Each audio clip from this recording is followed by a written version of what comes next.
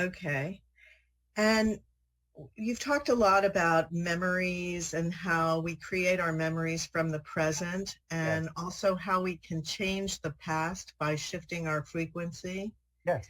So how does that relate to other people that are in our lives if their memories aren't aligned with ours because we've shifted frequencies and shifted the planet that we're on? How does that synchronize between the people in our lives and what we remember and what they think is true? Well, again, as we have said, for a while, you are agreeing to play the game of continuing to be aware of people that have made different choices and are experiencing different things. You're allowing that to be part of your game for a while. Eventually, you won't. Eventually, there will be no, shall we say, disagreement on the overall picture of what you're experiencing when you have shifted to the version of Earth where everyone is relatively harmonious and in sync with one another.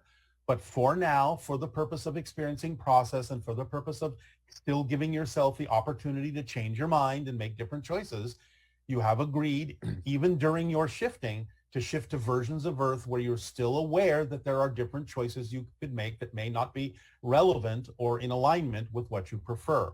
That's part of the choice you're making for now, to give everyone a chance to make their choices, to see in you different experiences they could choose for themselves, and for you to see in them different ideas you could choose for yourself. That's part of the game you're playing, even while shifting to different versions of Earth. So what kind of a timeline are we looking at with this in terms of when you would experience Earth and be experiencing people having similar memories to you?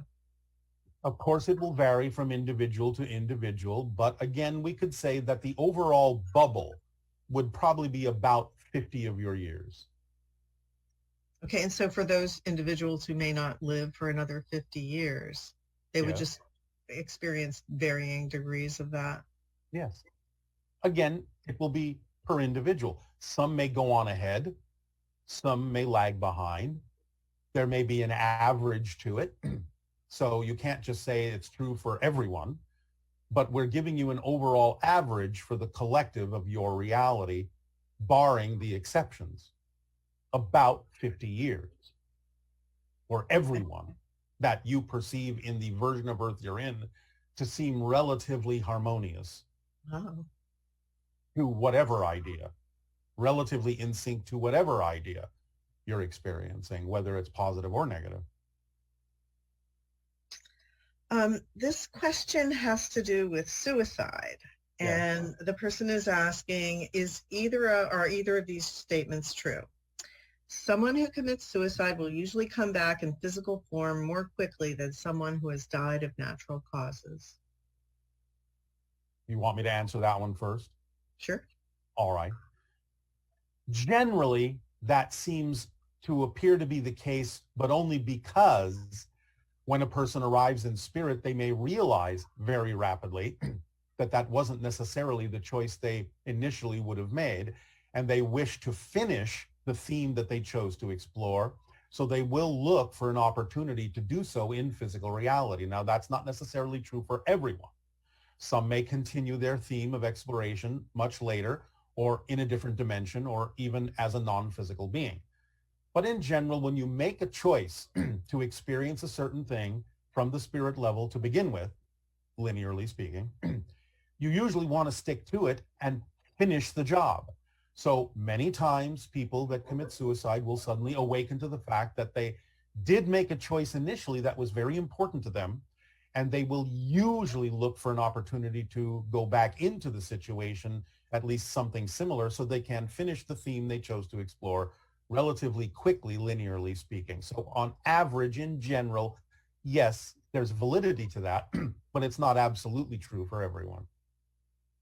Okay. And also, is this statement true? A being could get stuck in a dimension if they commit suicide. No. They may think they're stuck. They may create an experience of being stuck for a while, but again, only because of the belief systems they may have brought in with them.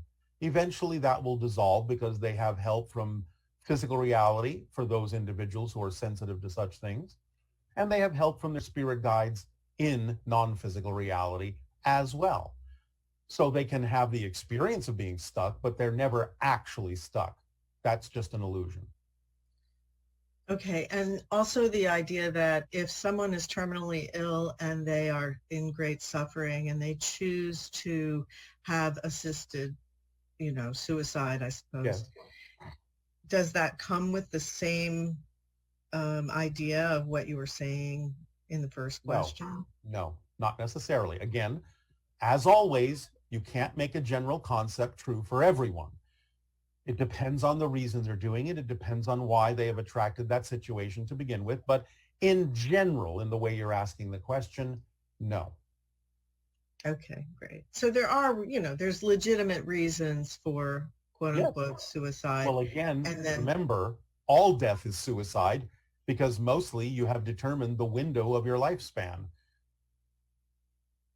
And then basically the choice of how you exit is something having to do with opportunity, but it may also have to do with the other people that are involved in your life, etc. Yes. Again, you have to take it, as always, on a case-by-case, person-by-person basis to see why someone has chosen what they have chosen and why they're experiencing it in that way. But in answering the question generally, the answer is generally no. It's not the same as if you commit suicide through the idea of desperation or fear. You mentioned sometime that there are spirits that rematerialize into physical form on Earth. What is the longest time a spirit has remained physical on Earth after dying? And was this spirit human, animal, or plant? I'm not allowed to tell you about that at this particular point. Okay. All right. And you've said that cats communicate with elementals. Very often, yeah. When do cats learn to speak to elementals? Is it instinctive from birth? Are there telltale signs when the cat is doing that? And what is the conversation usually about? It is instinctive from birth. You can usually tell, though not always, when they focus on something that you say isn't there, that you can't see, but they seem very attentive in a particular direction. Now, that's not always the case. They might be looking at something you just can't see with your own eyes. That is still in physical reality because they have very sharp senses. But again, it can look similar.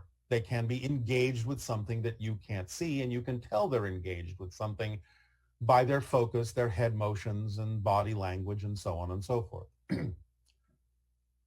Very often, though not always the case, what it's about is something that either has to do with the cat and its relationship to you, or it has to do with things that the cat can experience when it's out of body and the cat's life in general or specific terms.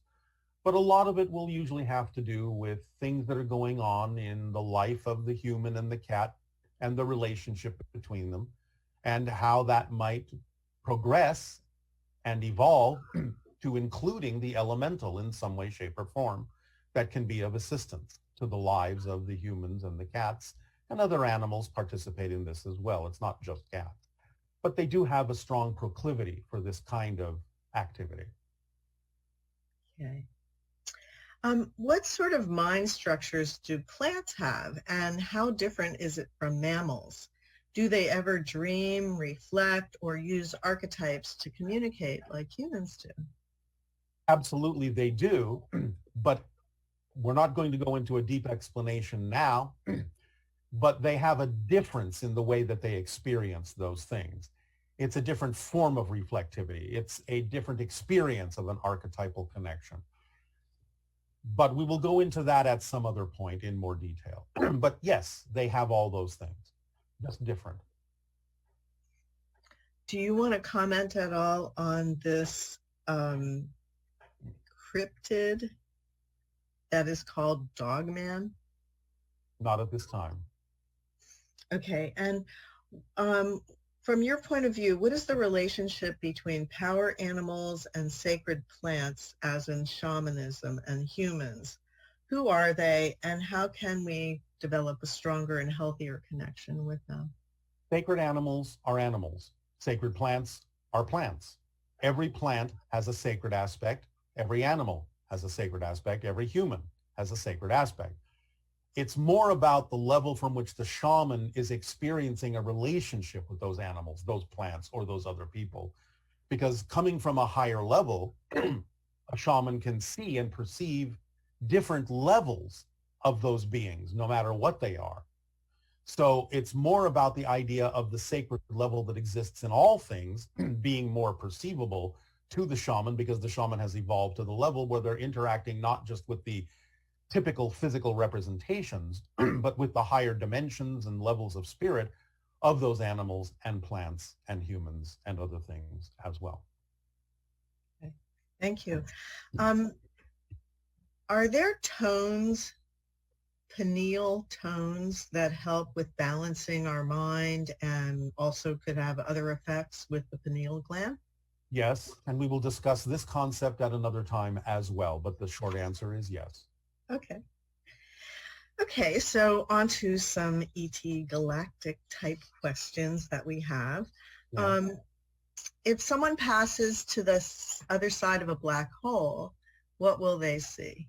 Depends on the black hole, because there can be black holes that are tunnels to other points in space-time. There can be black holes that are portals to other realities, other universes altogether. It depends on the type of black hole. So these sounds, I think they just recently came up with a recording of the sound of a black hole.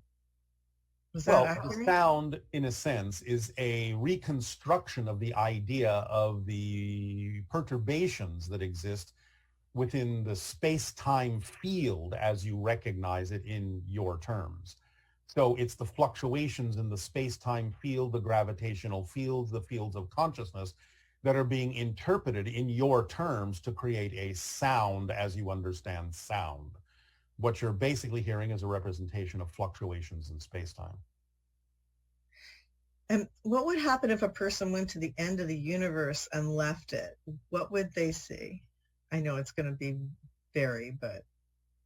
Again, you're assuming, first of all, there is an end, right, in the classic sense, to the universe, but we understand the context of the question. It depends. Again, you might see another universe. You might not even know you've crossed from one to another. The end may be apparent and it may not be. It just depends. Again, this requires a deeper conversation, but the general answer is it depends. Okay. And are there any spacefaring ETs who are basically life-size animated plants? In a sense, yes. You would perceive them in that way. You would perceive them to be plant life, although they would be a little bit different than what you perceive on Earth as plant life. But yes, there are those extraterrestrial beings that do appear to possess more qualities you would attribute to the concept of plants. What about situations where someone has taken something that elevates their frequency, some sort of hallucinogenic or plant-based idea, and they experience things like communication with DNA and things like that? Yes. Is that basically similar to the idea of interacting with a plant type consciousness that is an extraterrestrial? Well, yes, because it can be a reflection of dealing with the consciousness of a plant that is terrestrial and therefore may cross into the idea of communication with an extraterrestrial type plant as well. So they can deliver information from that microscopic level in a sense also. Possibly. Okay, and why do extraterrestrial crafts have lights on them? Are they a device for attracting our attention and raising our awareness, or do they serve a purpose? Well, there are many levels to that. Many craft have lights in the same way that your cars have lights. Remember, it's dark out in space. Therefore, the lights help to identify what's there. But a lot of the so-called lights are not lights as you understand them. They're expressions of energy. So they can be representative of many different things that are not necessarily physical lights in the way you understand the technology. It may be the manipulation of energy that has a light as a side effect. Okay, and will there be people who immigrate to Essassani, and how would that work in the Interstellar Alliance? Eventually, there may be those that will come to live on different planets relatively permanently, yes.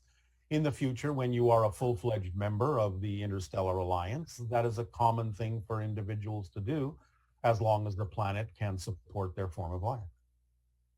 Just like you would go to live in another country. There is nothing mysterious about this. At the present time, though, individuals who are experiencing Essassani would basically be doing it in dream time in that form. In their astral form, yes. Eventually, it can be physical. There are humans who have been taken to other planets physically. We're not going to go into detail about a lot of that right now. But there are humans who do reside on other planets. It's rare, but it has happened. And are there subterranean intelligences living alongside humans on this planet? There are some. That doesn't mean there's a hollow earth in your dimension. But there are some subterranean beings that do exist on your planet simultaneously with you. There are not many. Mostly those that you would consider to be other civilizations, subterranean, are in other dimensions that just appear to be inside your planet.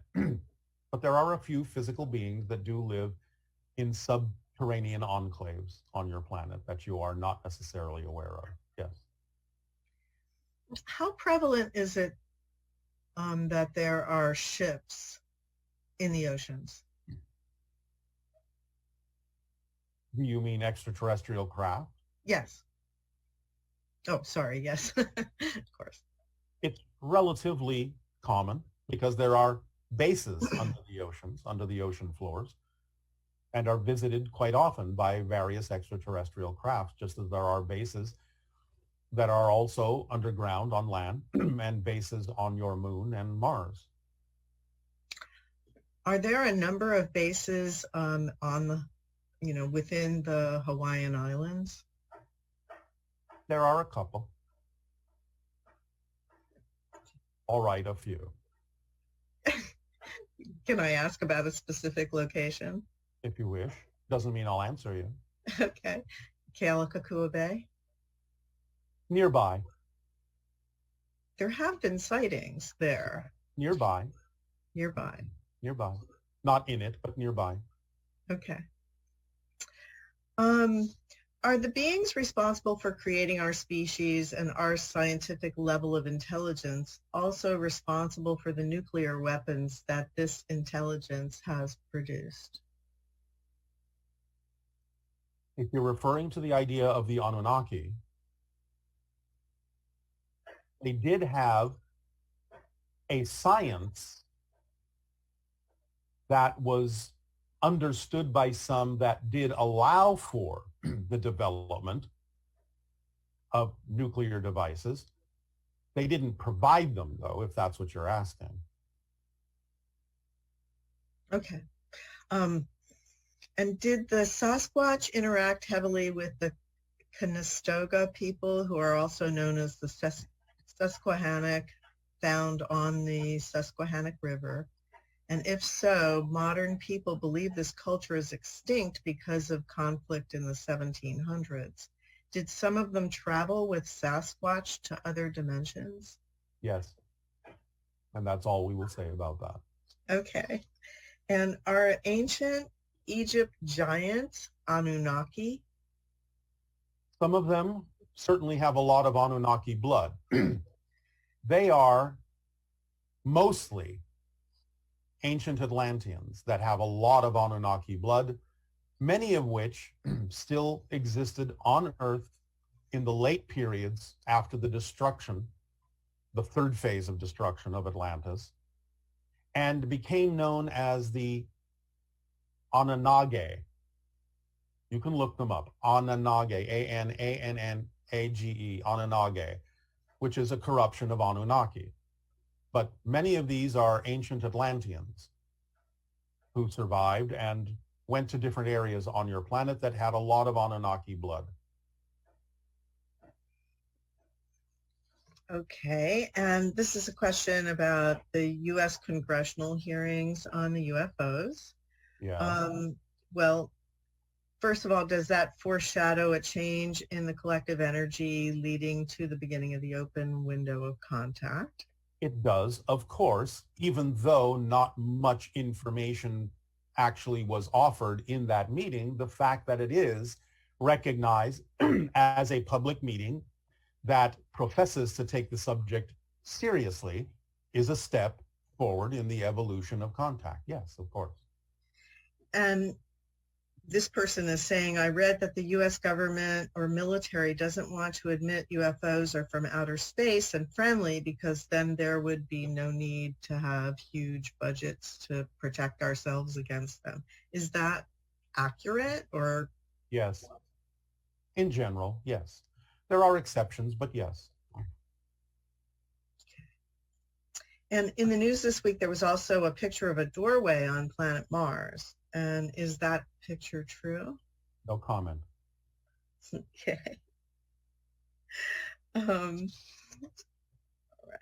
And there'll be a device in the future that will help access the unconscious mind and discover our negative beliefs. Can you tell us what kind of a device that would be?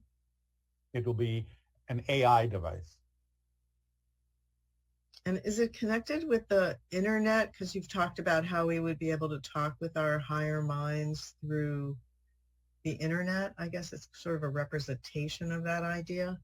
It's not the internet as you know it, but it will be something similar. Okay, and can you tell us something about advances in health and medicine, what they might look like that would help us continue to evolve and move towards greater and greater open contact? Eventually, it will all be based on the understanding of resonance and frequency of energy. So eventually will we be able to like regrow limbs or Yes. restore senses? Yes. All of those things. Yes. And will it be through the use of AI? Because right now we already see that happening where Partly, yes. It can be aided by AI, yes. But it has to do with frequency and resonance. Okay. And lastly, this one says the cultural belief that change is created through rage, rejection, and punishment seems to be gaining momentum, at least in our society and maybe even worldwide.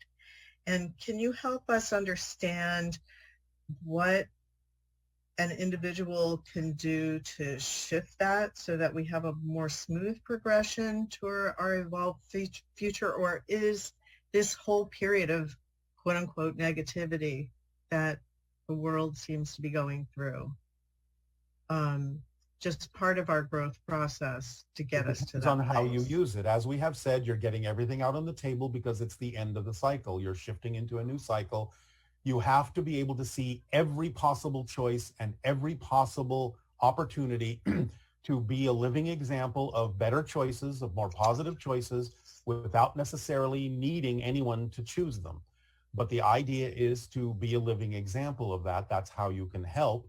But remember, again, you're never going to change the planet you're on. You're going to shift to another version of Earth that will be more and more reflective of the changes you make within yourself. But being a living example through the actions that you take that are more representative of a positive reality will allow those who are inclined to do so to also choose and match those frequencies in a more positive way. But again, the idea is unless you see all of the negativity, you won't know what choices necessarily there are to make or not make. So you're getting it all out on the table. So you give yourself the freedom to choose what you truly prefer and leave behind what you truly do not. And for those that are concerned about nuclear in the current situations that are happening, you've mentioned that full-out nuclear war would not be allowed to happen on this planet because of the effect that it would have in other dimensions, etc. Yes. Correct? Yes, but limited nuclear strikes we cannot necessarily prevent. So if there's a limited nuclear strike that then turns into a full-out exchange, is that would, like if there was a limited nuclear strike and then someone retaliated in a limited way, would that qualify as being allowed to happen, or would it only be that it would be stopped at that point? We would gauge the ultimate effect of any reaction and determine whether or not it would reach the level where it would interfere with other dimensions. It will be allowed as long as it does not cross over into other realities that are not yours. As soon as it reaches the level where it would do so, it would be stopped. Okay. And just in keeping with the idea that there are things happening on our planet that are very challenging for all of us, or a lot of us. Yes. In terms of a positive way to look at the war and what is happening, what is our best method for doing that? Do not instruct you in that. You have made this too political, and we are not allowed into your politics that deeply. We would simply say, once again, look for those who exhibit the idea of courage, of strength, of positivity, of doing things in a way that can mitigate things without the idea of violence and force, but who also are willing to defend themselves. Allow yourself simply, again, to continue to be living examples and take the actions necessary to demonstrate to others that they do not have to operate out of fear, that they do not have to operate out of control and lack. It's up to you. It's your planet. We can only go so far in aiding and assisting you. You have to make the decisions that work for everyone in the most harmonious way, and help those who live in fear to understand there is another way. We have to leave most of that up to you to use the tools we have shared with you in ways that can be of assistance and service to all. It's your planet. Thank you, Bashar. We really appreciate your perspective and all that you share with us. It is always our passion and our pleasure and our gratitude and appreciation for allowing these exchanges to occur. Depending upon what you do with this information will make all the difference in all the different versions of Earth that you choose to experience as you move forward on your evolutionary path. And in that light, we now invite you to participate